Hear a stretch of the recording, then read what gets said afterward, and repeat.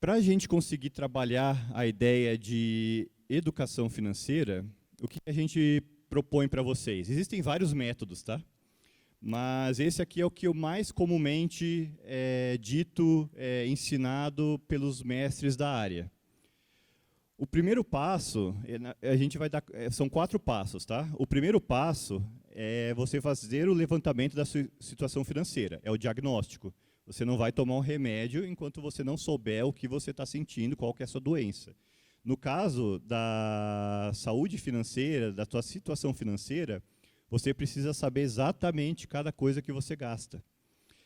Aqui a gente pode utilizar vários métodos. Eu, particularmente, gosto muito da planilha do Excel.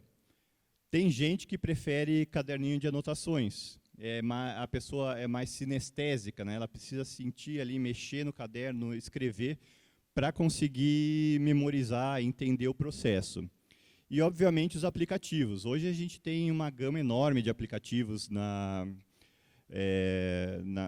nos portais lá de vendas de aplicativos. A maior parte é gratuito, tá? E é bem simples de utilizar. E esses aplicativos, quanto à planilha e o caderninho, eles vão ter que trabalhar em 2 frentes. A primeira frente é você fazer o levantamento de todas as suas receitas.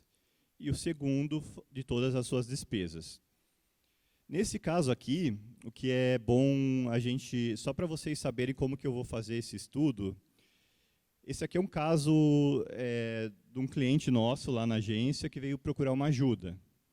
E assim, eu mais ou menos coloquei, eu só arredondei os valores para a gente conseguir identificar mais fácil, mas assim, ele tem um salário por volta de R$ 2.500, ou seja, o total que ele ganha é R$ 2.500. Aqui no de vocês, se vocês fizerem algum tipo de venda, se vocês recebem algum valor relacionado ao aluguel, algum outro tipo de rendimento que vocês tenham, vocês podem pôr aqui, tá? No outros aqui. Então, você vai colocar o salário e o outros. Então, vai dar o teu total aqui. No caso dele, R$ 2.500. Aí você vai enumerar tudo aqui, tá? Obviamente, eu busquei simplificar um pouco, porque você vai ter que pôr muita coisa, né? Desde o corte do salão, do corte de cabelo, você vai colocar parte educacional. Então, é muita coisa. Mas isso aqui vai te servir como balizador, tá? É uma forma de você entender como é que funciona. E aqui, no caso dele, pôs lá o aluguel, financiamento, luz, água, condomínio, alimentação, consignado, transporte, né? Tem o consignado lá que ele tinha, cartão de crédito, juros da conta corrente, lazer, outros, total. Ou seja, final do mês, faltava para ele R$ 550. E ele foi lá para fazer o empréstimo, para cobrir isso aqui. Obviamente, se a tua visão for de chegar aqui, faltou dinheiro, você fizer o empréstimo, no mês que vem vai estar pior. Você não diminuiu suas despesas. Então, nesse método, é o seguinte, primeiro você cria um método de controle que envolve isso aqui. É uma planilha, ou no caderno, ou no Excel, ou no aplicativo. O segundo, identificar todos os débitos e créditos, que foi o que a gente fez aqui. E aí relacionar as dívidas obrigatórias e facultativas. Faltou aqui o... Então, a gente relaciona isso, ou seja, aqui, de preto, eu coloquei as dívidas obrigatórias. Você tem que continuar pagando o financiamento, ou o aluguel, a luz, a água, condomínio, a alimentação, o consignado e o transporte. Só que essas aqui de baixo, elas são facultativas. A gente tem que trabalhar com isso aqui, ó. Então, ele tem um universo aqui de 500, 700, 400, 500, 600, 700, 850 reais para trabalhar. Que é o cartão de crédito, os juros da conta, o lazer e outros. Veja, algumas coisas eu vou dizer aqui, e você vai falar, mas isso eu não vou fazer, eu não vou cortar o meu lazer. E é aí que é importante vocês lembrarem a questão da dor e do prazer. O quanto você vai ter que sacrificar agora para você ter uma tranquilidade financeira posterior, tá? Bom, feito isso, o diagnóstico, segundo passo, acertar as dívidas. É um método emergencial. Você tem que, o quanto antes, fazer com que a conta feche positiva. Então, essa é que vai ser a tua corrida. Você colocou tudo no papel, você vai correr atrás de descobrir Como você vai fazer isso? E como faz isso? Esse talvez seja o pulo do gato, né? Se todo mundo soubesse, muitos de vocês, não, mas isso eu sei, tudo que você está falando, né? Só que qual que é o problema? É que muitas vezes, se a gente não fala o óbvio, para a gente mesmo, a gente não faz. A gente faz uma dieta e é óbvio que a gente não pode comer determinadas coisas. E a gente vai ao médico e o médico fala, você não pode comer, sei lá, açúcar. E você fala, não, isso é óbvio. Mas ele precisa te dizer novamente por quê. Porque isso faz parte do processo. Se você não consegue passar por essa fase, você não consegue se acertar financeiramente. Então, cortar gastos do cartão de crédito. Cortar gastos do cartão de crédito é uma tarefa bem complicada, porque geralmente você está com parcelamento. O corte de gasto de cartão de crédito envolve, então, deixar o cartão de crédito em casa, passo 1. Segundo, esperar com que as dívidas do cartão vão se esvaindo ao longo dos meses. Pode ser, nesse caso aqui, ele tinha, acho que era R$400, né? Isso, R$400. Ele não conseguiu tirar tudo, ele só conseguiu deixar de gastar 300, mas 100 ainda era um parcelamento. Deixar de usar o limite da conta. Isso eu vou conversar também, rapidamente, mas aqui ele parou de utilizar os juros da conta, mas mesmo assim ainda tinha para o mês seguinte, juros da conta R$50. O que ele consegue cortar efetivamente? As dívidas facultativas relacionadas ao lazer e outros aqui que era uma série de coisas, alguma coisa de conserto de carro, alguma coisa que ele tinha um hobby relacionado a motos e tal, ele foi obrigado a cortar. Nesse caso aqui, uma outra opção, é um pouco mais difícil, mas é possível fazer, é a diminuição das despesas obrigatórias. Nesse caso aqui, ele optou por alguns dias andar de ônibus e não de carro, então ele passou a gastar menos com combustível, e ele deixou de comprar algumas coisas no mercado, por exemplo, iogurte, essas coisas assim, que são um pouco mais caras, e que é uma necessidade de você suportar a dor de não ter algumas coisas por um tempo para você voltar a se equilibrar. Beleza. Feito o segundo passo, ele foi lá e ele conseguiu R$300 de sobra todo mês. Quando sobrar dinheiro, a primeira coisa que você faz é pagar você mesmo, tá? Então você vai pegar esse dinheiro e vai colocar ou na poupança ou num fundo de investimento, mas a gente vai comentar isso. Agora eu vou fazer 2 comentários bem rápidos. Como que você usa o limite da conta? Na verdade, nunca, né? Não se usa o limite da conta como continuidade do teu salário. Isso não faz nem sentido. Você está remunerando a empresa, um banco, para que você possa sobreviver. Só que assim, todo o crédito que você pega num banco, cartão de crédito, consignado, CDC, limite de conta, tudo que for limite, dinheiro dado para vocês, ou emprestado para vocês por um banco, quanto mais fácil for você utilizar, maior é os juros. Não tem nada mais fácil que utilizar o limite da conta, então os juros é muito alto. Ah, mas então para que eu tenho? O mais importante do limite da conta é para você usar para gastos emergenciais, principalmente envolvendo saúde, questão de remédios, alguma internação, uma necessidade urgente, e que você sabe que vai devolver rápido. Vamos supor, dia 31 caiu o salário do pessoal da prefeitura, dia 30 da Pinhais Previdência, que você no dia 20, 25 tem o problema, você pode utilizar. Você vai remunerar o banco, mas você vai remunerar por um prazo muito curto. E aí até vale a pena, dependendo da situação que você se encontre. Agora, se você for utilizar isso por mais de um mês, como muita gente faz, você acaba tendo um problema muito sério. Porque uma pessoa que ganha R$2.500, se ela usa 100% do limite, 100% do tempo, ela está, na verdade, ganhando R$2.163 por mês. O resto é juros de conta bancária. Tá bom? Cartão de crédito, como utilizar? 2 regras básicas. Quem sabe o limite do seu cartão é você, não o banco.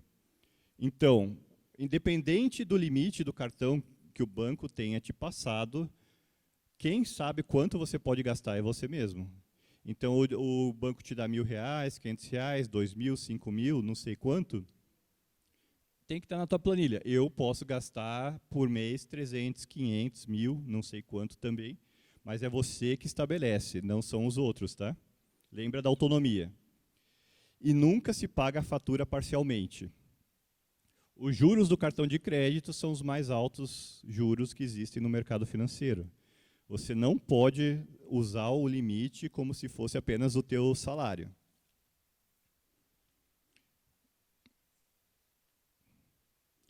E qual que é a vantagem de utilização do cartão de crédito? Tem muitas, tá? Para quem sabe utilizar, tem muitas. As principais aqui que eu coloco sempre é realizar parcelamento sem juros, que às vezes as lojas não aceitam, e você precisa de um item de primeira necessidade. E a regra de pontuação. Essas duas eu acho que são as mais interessantes. Mas assim, eu sei que é um pouco difícil de entender as regras de pontuação do cartão de crédito. Então, o que eu vou fazer? Eu vou dar um exemplozinho bem rápido aqui. Mas, por exemplo, essa bandeira aqui, a Elo da Caixa. O que ela faz? Para cada $1 que você gastar, ele converte, tá? Cada $1 que você gastar, ou seja, R$3,70 agora, né? Cada R$3,70 que você gastar, você ganha 1,2 pontos. 1,2 ponto. Então, por exemplo, você gastou R$500 no cartão de crédito. Você ganhou 171 pontos. Aí, durante o ano, você vai ter obtido 2.052 pontos. E o pulo do gato está aqui, tá? Que no momento que você chegar e fizer uma parceria, eu gosto muito de fazer parceria com a Smiles, com a Tudo Azul, essas de aéreas, que são as mais vantajosas. De vez em quando eles mandam um e-mail para vocês. Se vocês passarem a pontuação do seu cartão, a gente dá 100% de bonificação. E eu fico guardando meus pontos ali, né, e esperando o e-mail. Na hora que chega o e-mail, eu vou lá e transfiro. E aí, em vez de 2.052, eu passo a ter 4.104 pontos. Que equivale, mais ou menos, às vezes mais, às vezes menos, a R$ 410,40. Ah, mas não tem anuidade? Tem anuidade, R$ 261. Ou seja, no ano você vai pagar isso ou à vista ou em 12 vezes. Mas isso te deu uma vantagem de R$ 149. Beleza, puxa, mas 149, né? Não é uma grande vantagem. Bom, vantagem é, certo? Agora é o seguinte, a gente está falando de R$ 500. Agora imagine, no caso hipotético aqui, que a gente faz o seguinte, pega toda a tua compra de mercado e usa no cartão. Você abastece teu carro com um cartão de crédito, já tem o valor do cartão aqui. Só nesse exemplo aqui daria R$1.000 que ele usaria por mês. Ou seja, seria o dobro, esse 410 seria um 820, certo?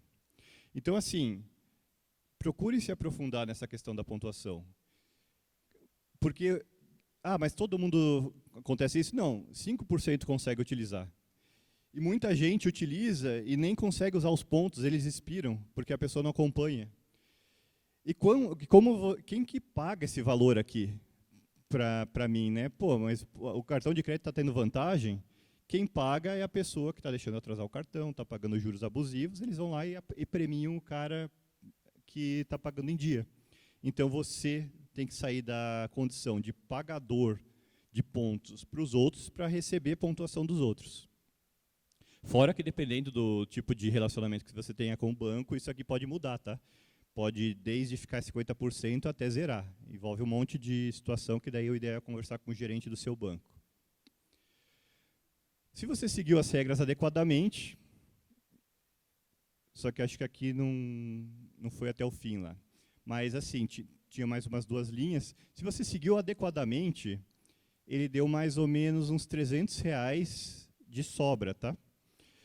Todo mês, só que aqui eu tinha colocado, ele voltou com R$150 a voltar a ter o seu lazer, com R$150. Ou seja, sobrou 300 e ele voltou a poder, sei lá, ir ao cinema, ou de repente um restaurante, tal. Aqui, ó, R$ 150 de sobra. Ah, mas é muito pouco, porque eu gasto quando eu saio. Eu não gasto só 150.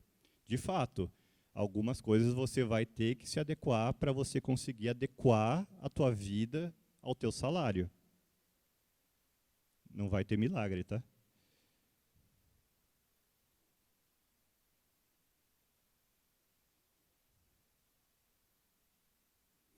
Consegue passar para mim a próxima?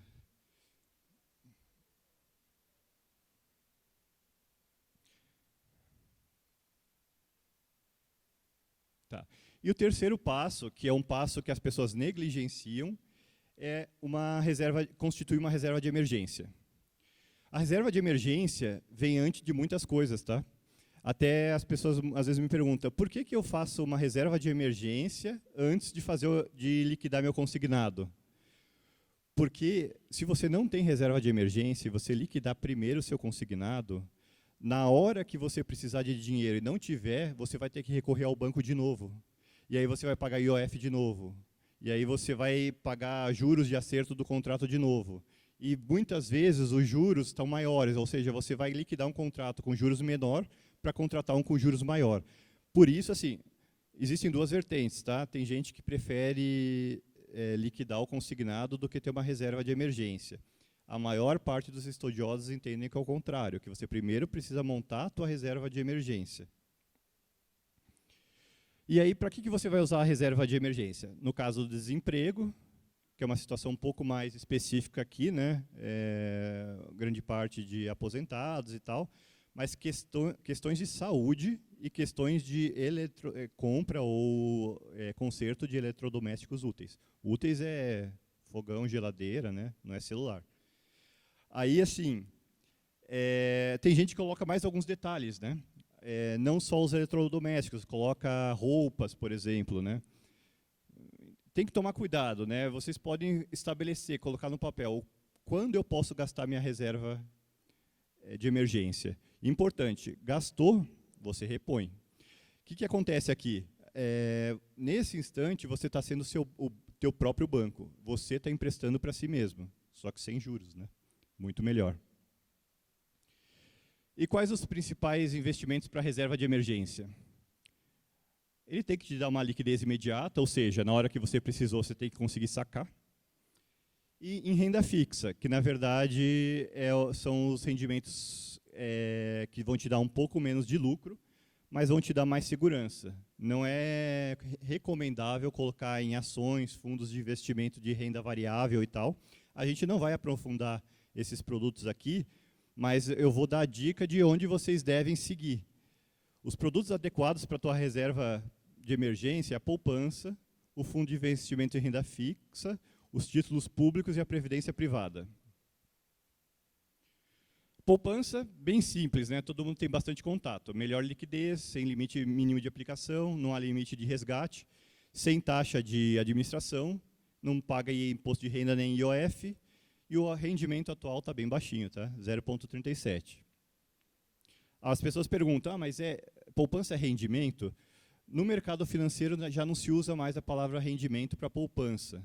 Só que se você não consegue juntar nada e você conseguir começar a juntar em poupança, é muito melhor do que não juntar nada. Então, de repente, é um primeiro passo. Você vai começar a juntar uma poupancinha. Na hora que você tiver mais tranquilidade e habilidade financeira, você começa a expandir para outros investimentos. A gente tem fundos de investimento, que na verdade é um condomínio de investidores, ou seja, todo mundo coloca o dinheiro no mesmo local, e aí vem um gestor do banco, um gestor profissional, vai descobrir qual é o teu perfil, se você é um conservador, moderado, arrojado ou agressivo, que na verdade isso aqui envolve a quantidade de risco que você você aceita passar, a quantidade de risco que você aceitaria correr em cada um dos investimentos. Se você for conservador, você praticamente não aceita risco nenhum. Você não consegue se imaginar perdendo nenhum dinheiro. Já o agressivo não, é justamente o contrário. Ele quer ganhos expressivos. Então, o que ele vai fazer? Ele aceita arriscar mais. Então, ele vai arriscar em fundos que mexam com ações, com debêntures e tudo mais. Títulos públicos. Títulos públicos está cada vez mais em moda, né? é um empréstimo de dinheiro para o governo, ou seja, a gente empresta dinheiro para o governo. E o governo te remunera por isso. Ele te dá uma rentabilidade. Nesse caso em si, a gente pode utilizar isso com o site do Tesouro Direto, compra via site do Tesouro Direto ou mesmo pelo site dos bancos, tá?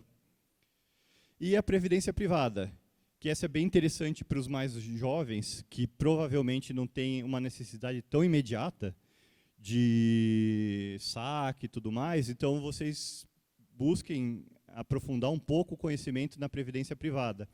Hoje o mínimo na Caixa, por exemplo, é de R$ 35,00 por mês. Vale muito a pena. Se você seguiu as regras adequadamente,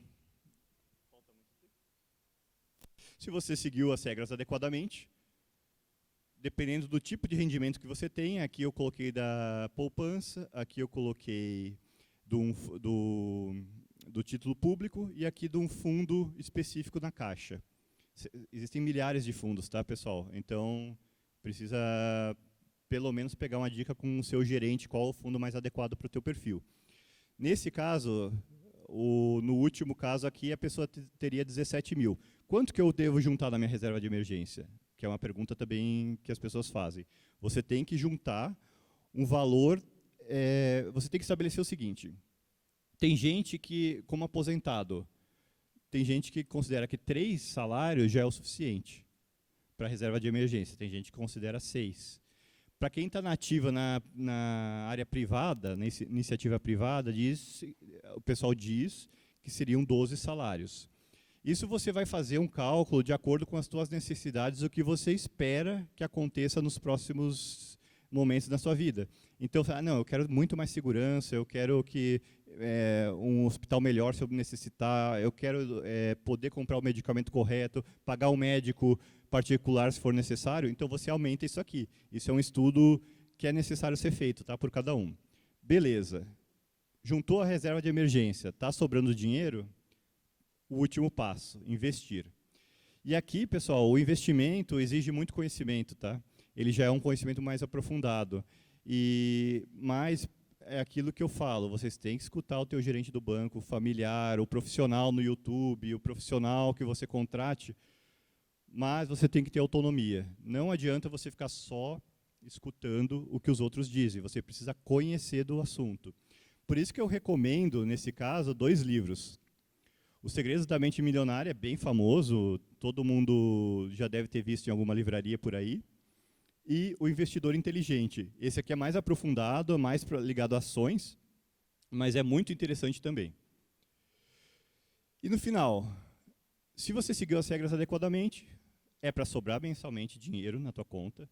E se você ganhar uma promoção, não tenta transformar aquela mesma diferença. Ou seja, ganhei uma promoção de R$500, sobrava 300, agora, em vez de sobrar 800, vai continuar sobrando 300. Tenta manter o teu padrão de vida, que isso vai manter a tua felicidade. Reserva de emergência robusta, que possa fazer frente a todas as suas necessidades, e um valor para investir e multiplicar o seu dinheiro, que é depois que você montou, continua sobrando dinheiro no teu salário, e esse dinheiro você começa a investir. O objetivo de todo investidor é fazer o dinheiro trabalhar por ele. Essa é a regra de ouro. Quanto mais dinheiro você tem rentabilizando, mais dinheiro faz com que você tenha.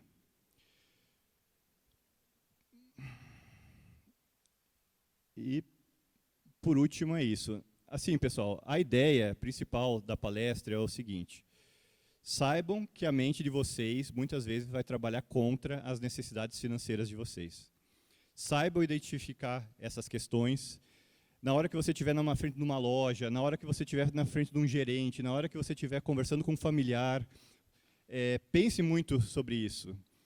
E depois que pensarem nisso, montem um processo para vocês. Montem um processo redondinho, para que vocês não sintam-se mais presos a instituições financeiras, a parentes que vocês emprestaram dinheiro, ou a qualquer situação que te impeça de fazer você ser plenamente feliz de fato. Tá bom? Então é isso que eu tenho para dizer. Eu queria agradecer muito a oportunidade de estar aqui, conversar com vocês. E sempre que vocês precisarem de alguma coisa, nós da Caixa Econômica estamos lá à disposição, tá bom? Obrigado.